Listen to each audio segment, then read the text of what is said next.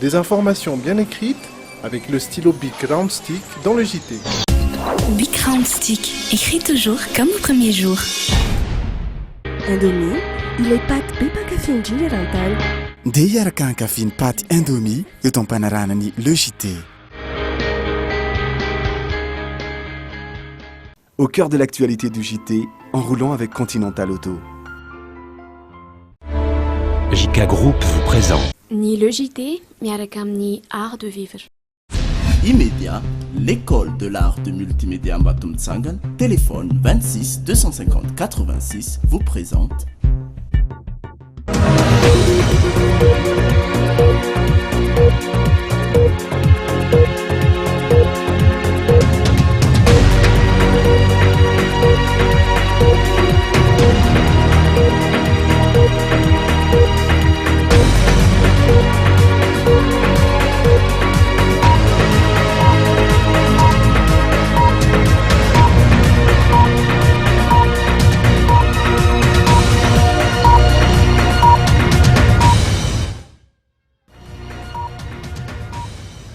Misaotra antsika rehetra mbola miaraka aminay eto amin'ny Dreamina, miarabanao ihany koa tonga soa atao anatin'ny le JT amin'izao zoma faharoa ny volana aogositra izao.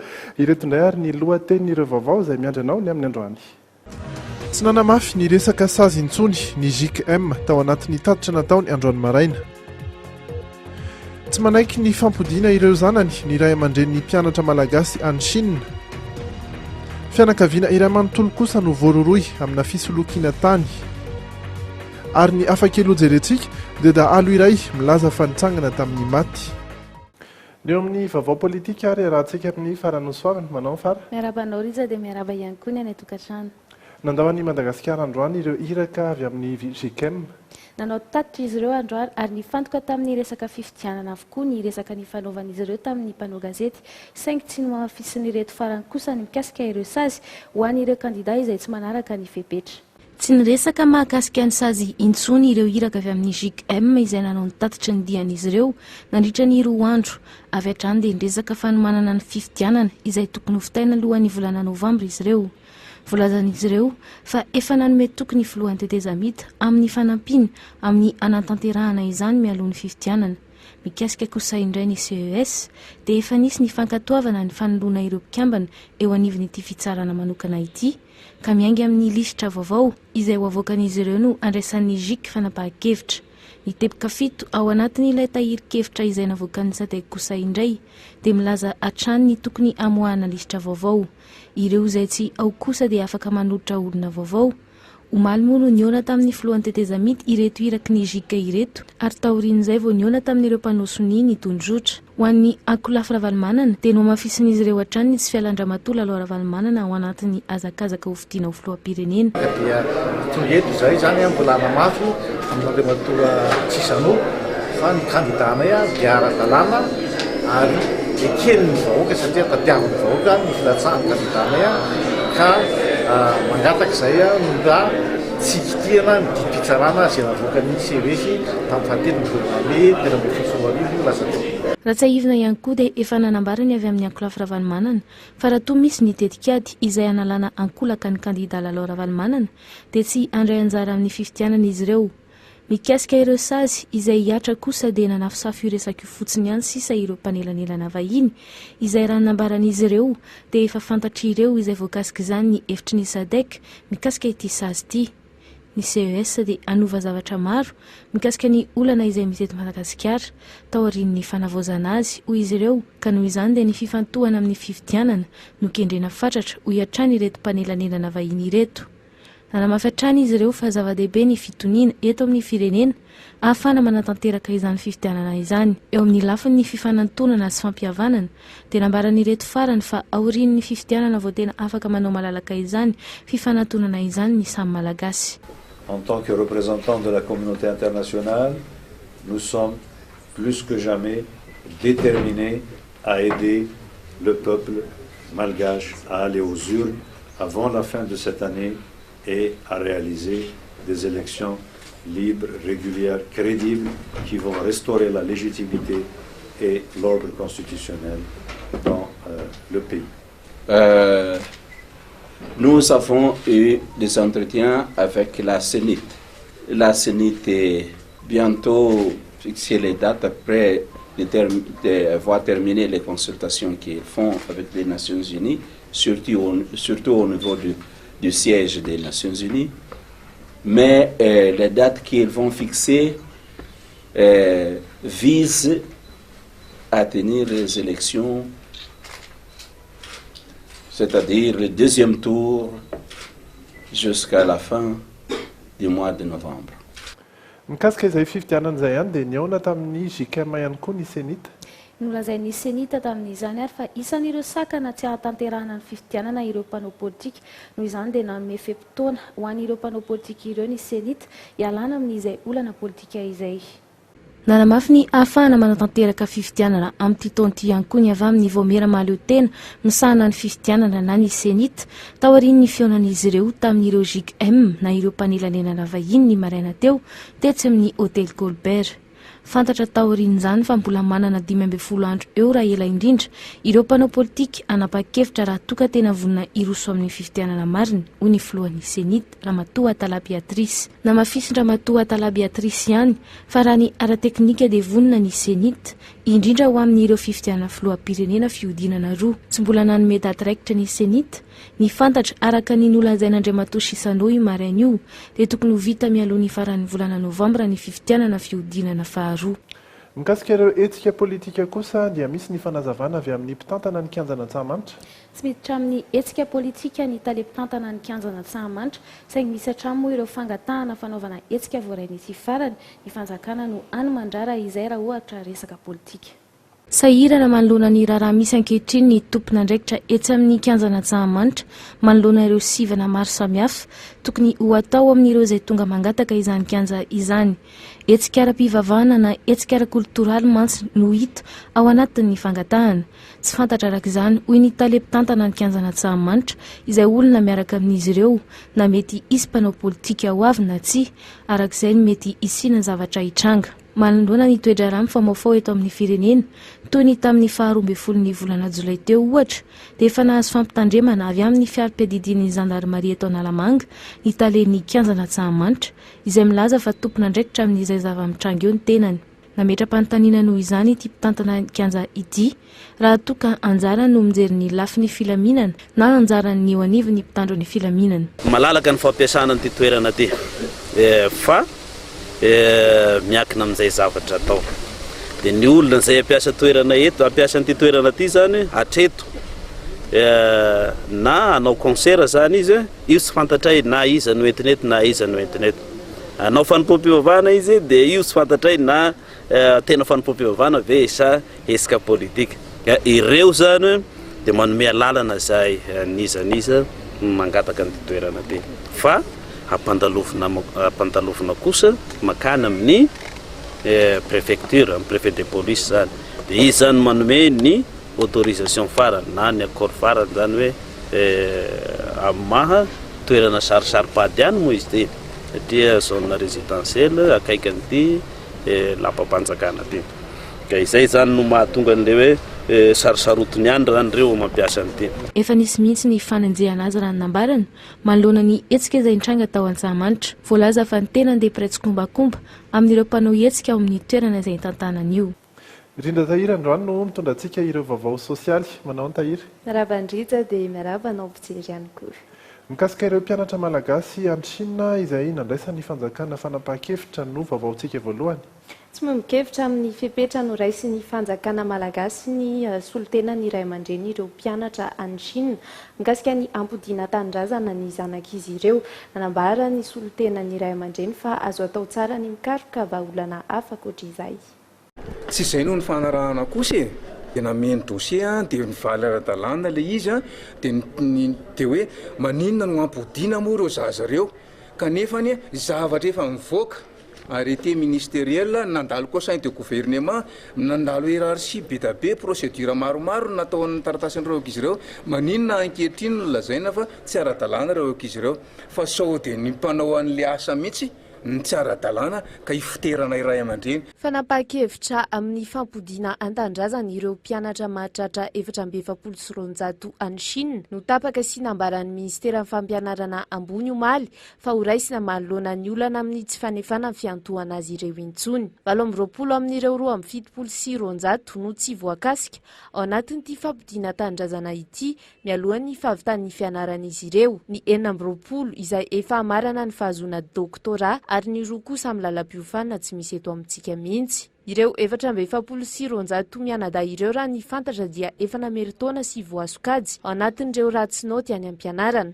Tsy ndrehetra amin'ireo anefa no tafiditra ao anatin'izany, hoy Andriamatoa Andriamparana. Ka izay nge efa dia efa niteny tany am-boalohany hoe voniny izahay manome alalana amin'ny fanjakana hanara-maso tanteraka ny ankizy izay tsy mianatra.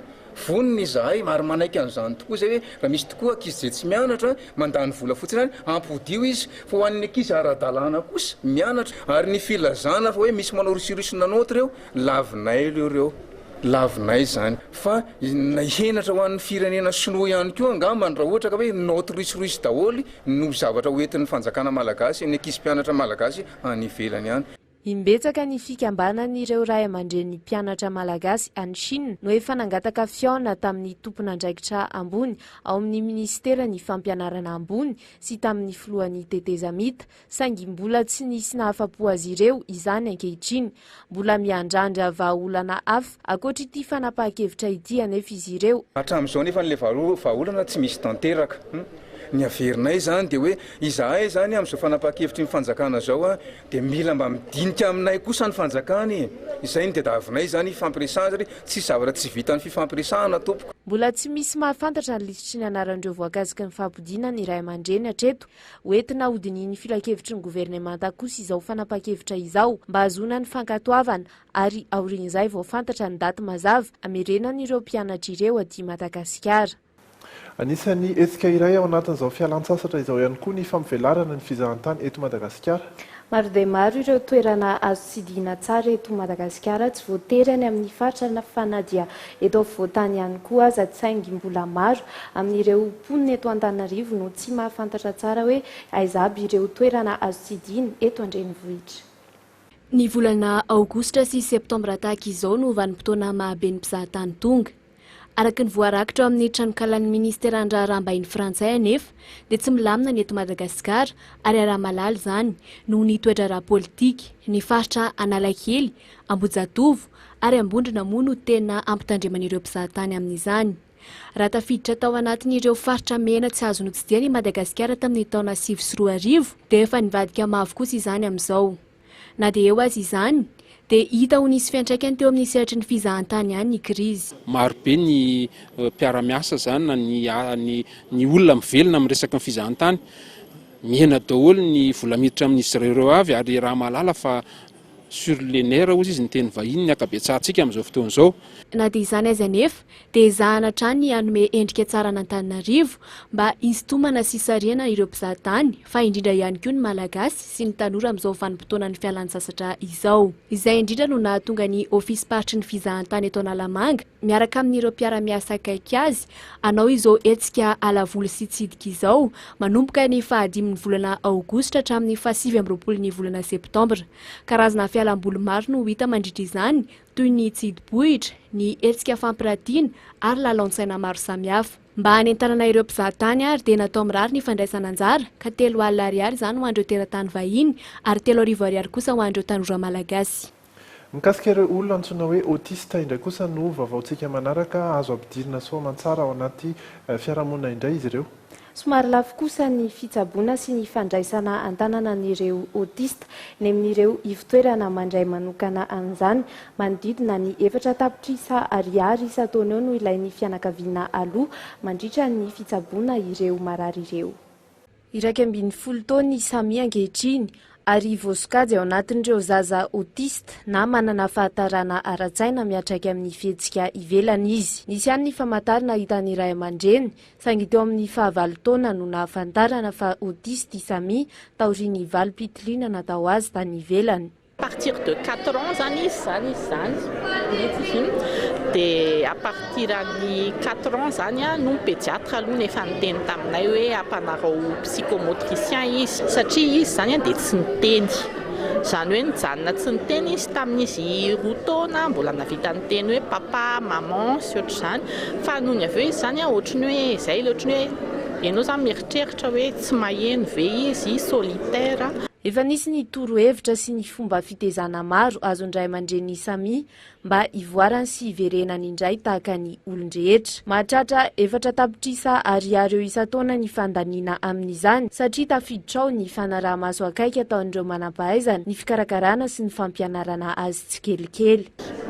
Satria izy zany a tena tsy maintsy arahany isan'andro ary ny tena tsara zany a tsy misy ohatran'ny programme scolaire tsotra hoe grande vacances zany fa misy ohatra hoe pause na 1 semaine tous les 2 mois na ohatr'izany zany fa tena tsara dia continue foana zany a les programmany satria izy a mila mameriberina dia neny zareo zany a visuel ny tena miconteny tena miasa tsy voatery izy zany hitany hoe mahay mamaky fa mety voavaky ny ihany le izy raha zavatra fahitany zany. Nanapa-kevitra ny anangana ivitoerana andraisan'ireo zaza mitovy amin'ny samy ny ray aman-dreniny amin'ny alalan'ny centre Samio ho tezaina miaraka amin'ireo ankizy ampidirina ao amin'ity ivitoerana ity samy ary anaraka ny fanarenana atao azy rehetra ihany koa ireo namany. Tsy afaka ampiatrano afa-tsy ankizy 3 akoatra nenefa ny ivitoerana satria sarotra ny fanaraha-maso akaiky azy ireo. Anisany nanamarika ny vaovao avy any ivelany kosa ny fitsarana ilay lehilahy izay nitazona tao an-trano ny ankery ny vehivavy 3 ary dia fidirana amponja arivo taona no sazy nomeny ny fitsarana azy. Misy ihany koa ny vaovao avy ao Italia sy ny avy ao amin'ny faritra hafa avy amin'izao tontolo izao. Nivoaka ny vokatry ny fifidianana filoham-pirenena ao Mali tsy maintsy isy ny fiodinana faharoa ka ny Prime Ministre Ibrahim Boubacar Keïta na IBK no tafiditra voalohany na azo 7 isanjato mahery kely. Anisany anakianan'ireo mpifanandrina aminy matetika ny fifandraisany amin'ilay miaramila nanongana ny filoha malianina ny taona lasa. Soumaïla Cissé kosa no ifanandrina aminy na azo 7 isanjato ity ministry ny vola teo aloha ity dia anisany niady mafy tamin'ireo miaramila nanonga-panjakana ny taona 2024. Ny 12 ny volana aogositra izao no tontosainy fiodinana faharoa io. Ny ao Zimbabwe kosa nilan'izany mbola tsy nivoaka ny vokatry ny fifidianana filoham-pirenena efa nilaza nahazo 70 hatramin'ny 570 isanjato ny mpifidy sahady i Robert Mugabe filoham-perinasa 7 taona ary efa nitondra n'ity firenena ity nandritry ny 13 taona. Morgan Tsvangirai dia efa nilaza tsy anaiky ny vokatry io fifidianana io. Ny vondrona afrikanina kosa dia niantso ity mpanohitra ity anaiky izay vokatra mivoaka eo. No amafisy ny fitsarana fandravana ny didim-pitsarana manameloka ny Silvio Berlusconi mpitondra ny Italia teo aloha ary voapangana nanao osika teo amin'ny Mediaset izay televiziona natsangany sy ny tantaniny. Sazy 2 taona an-tranomaizina no miandry azy kanefa mety tsy hiditra amponja izy noho izy efa be taona. 70 taona i Berlusconi amin'izao fotoana izao. Ao ny mihevitra fa vita hatreo ny fiainana politika ho azy. Ao kosa ny milaza fa manamafy azy izao zava-mitranga izao ka vao mainka asika ny tenany. Ariel Castro kosa dia hijanona amponja mandra-pahafaty. Sazy 10 taona amponja mantsy no nomeny fitsarana azy izay niampanga azy tamin'ny fanolanana tovovavy 3 sy fitazomana azy ireo ankeriny tao an-tranony nandritry ny 10 taona mahery. Betsaka ny milaza ho toy ny biby fa tsy biby aho fa marary hoy Ariel Castro. Ny mpitsara kosa dia nilaza taminy fa tsy hivoaka ny fonja intsony mihitsy izy. Izay ny teo amin'ny tapany voalohany afaka fotoana fohy dia Ijery Edouard sy Andry Lalain'Andriamasy no hitondra antsika ny vaovao ny fanatanjahantena sy ny trangam-piarahamonina ao Rino Tokambarotra. Farany ary dia hoentina aminao ny mety ho toetry ny andro ny rampitso tontolo andro sy ny anioala arak'izao hitantsika izao dia tsy isy ny fiovana 0°C ny maripana amin'izao fotoana izao dia hijanona eo amin'izay 10 izay mandraparan'ny andro amin'ny anora sy 17 minitra kosa ny masoandro no hiposaka rampitso ihany. Ho an'ny tontolo andro dia 10 ihany koa no mangatsika indrindra ary 17 no mafana indrindra ary amin'ny 5 ora sasany mahery 5 ny masoandro no hilentika. Izay ihany koa no fotoanantsika nisaotranao niaraka taminay hatramin'ny farany teto amin'ny logité afaka fotoana fohy ny toy ny tantara Vampire Diaries isika kosa dia miona rampitso amin'ny 7 ora sasany indray. Veloma tompoko. Immédiat, l'école de l'art de multimédia Mbatomtsangana, téléphone 26 250 86, vous a présenté Ni le JT, miaraka amin'ny art de vivre. JK Group vous présente. Au cœur de l'actualité du JT, en roulant avec Continental Auto. Indomie, ilay paty be mpakafy indrindra eran-tany. Dia hiaraka hankafy ny paty Indomie eto am-panaranany Le JT.